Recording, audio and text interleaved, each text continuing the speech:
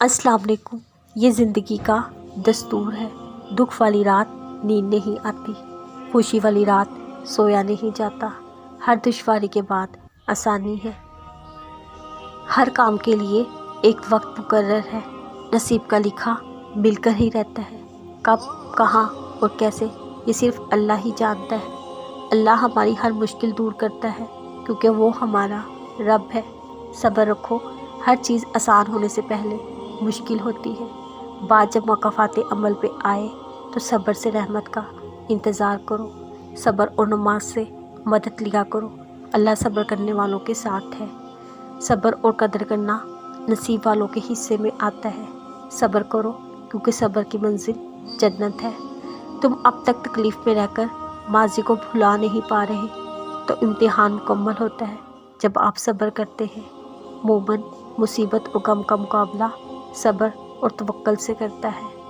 ज़रूर दुआएं कबूल होंगी, ये वादा है अल्लाह का।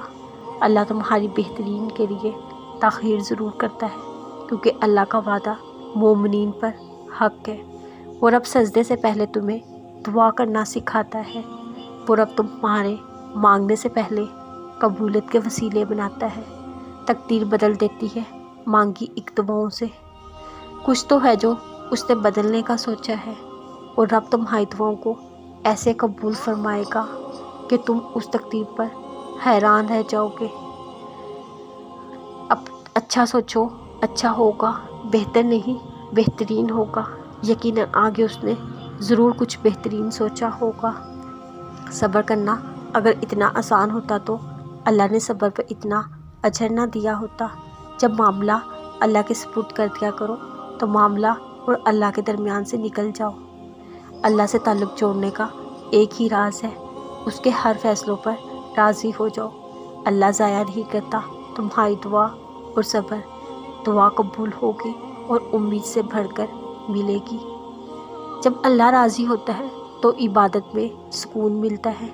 अल्लाह वो वाहिद ज़ात है जिसके ज़रिए रूह को सुकून मिलता है। बाज़ औक़ात हम सुकून के अलावा कुछ नहीं चाहते, दिल सुकून चाहता है जो अब तुम्हारे बग़ैर मैसर नहीं।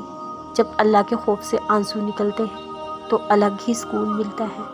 अल्लाह जब कुन फरमाएगा और तुम देखोगे मुंतज़र निगाहों से मौत से। तुम्हारे रब ने इख्तिताम तुम्हारे लिए बहुत खूबसूरत लिख रखा है। तुम अल्लाह पर तवक्कुल रखो, तुम्हारे पास अब भी दुआ का इख्तियार है।